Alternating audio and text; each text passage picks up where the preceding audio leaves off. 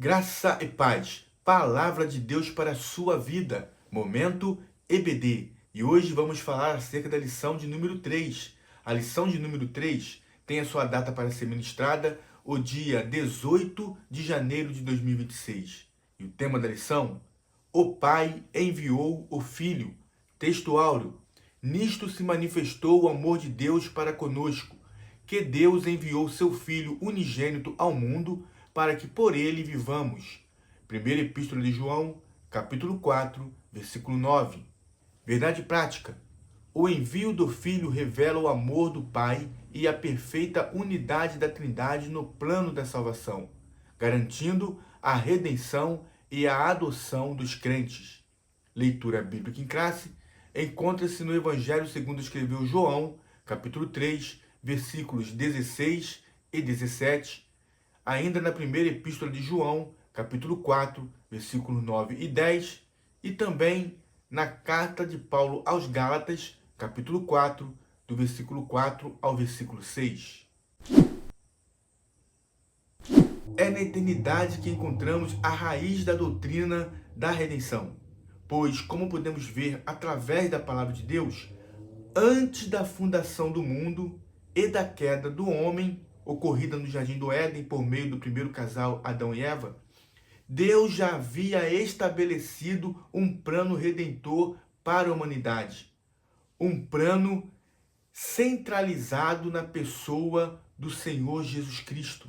Isso nós podemos ver em Efésios capítulo 1, versículo 4. Como também nos elegeu nele antes da fundação do mundo, para que fôssemos santos e irrepreensíveis diante dele em amor.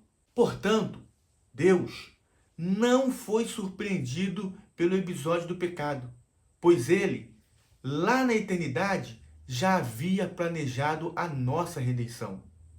Antes da fundação do mundo, o Filho já estava destinado para a nossa salvação.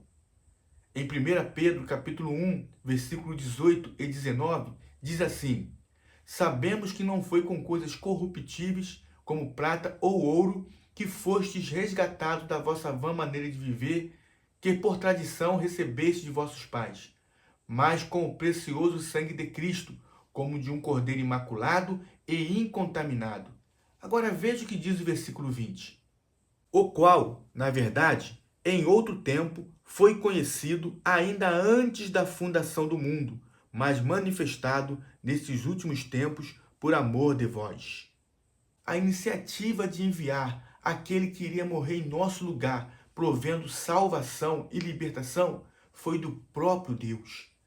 Deus tomou a iniciativa de enviar o nosso Salvador, demonstrando todo o seu amor, que é um amor imensurável, um amor incomparável.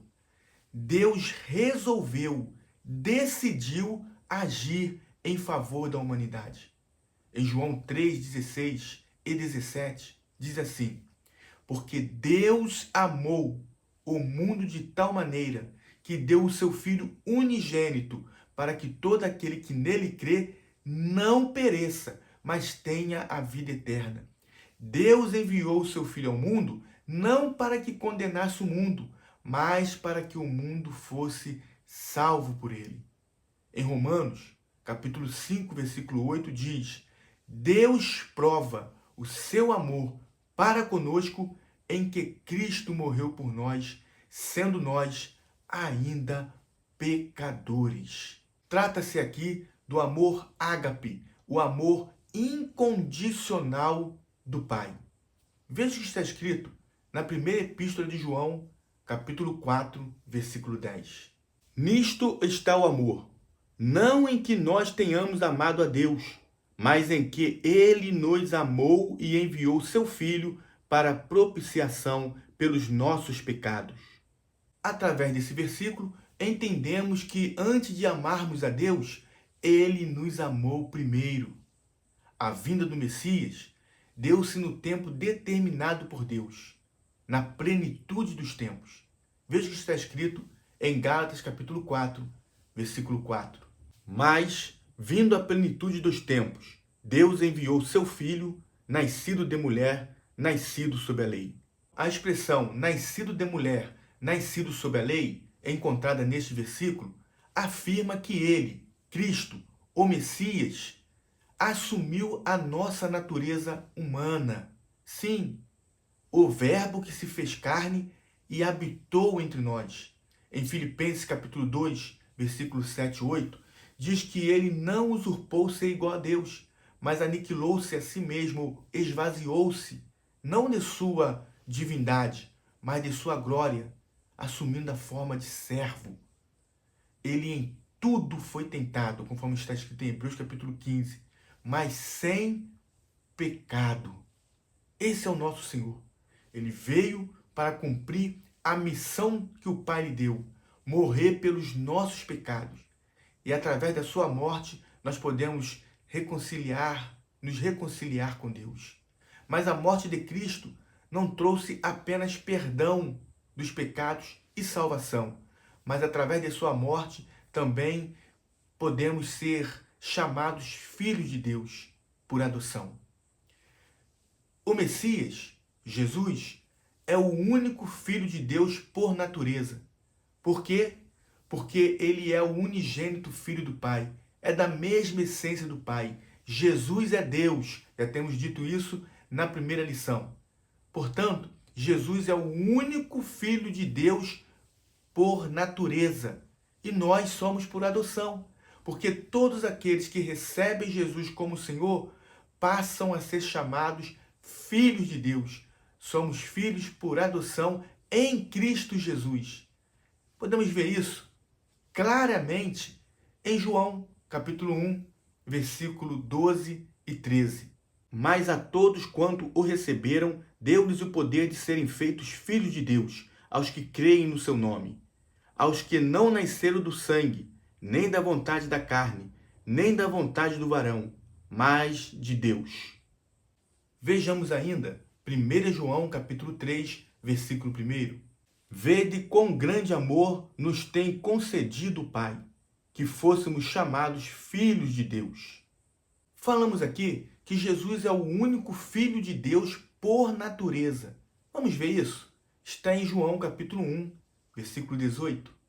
Deus nunca foi visto por alguém. O Filho unigênito que está no seio do Pai, este o fez conhecer. Podemos ver a Trindade no plano de salvação. O Pai toma a iniciativa e envia o Filho. O Filho, que é enviado, cumpre a missão redentora planejada pelo Pai. E o Espírito Santo aplica no coração do homem a salvação. Então podemos dizer que o Pai planejou, o Filho executou e o Espírito Santo efetua no coração humano a salvação. Até porque, em João capítulo 16, versículo 8, diz que ele, o Espírito Santo, é quem convence o homem do pecado, da justiça e do juízo. Jesus Cristo, o enviado, o Filho de Deus, é o único caminho que o homem pode percorrer para ser reconciliado com Deus.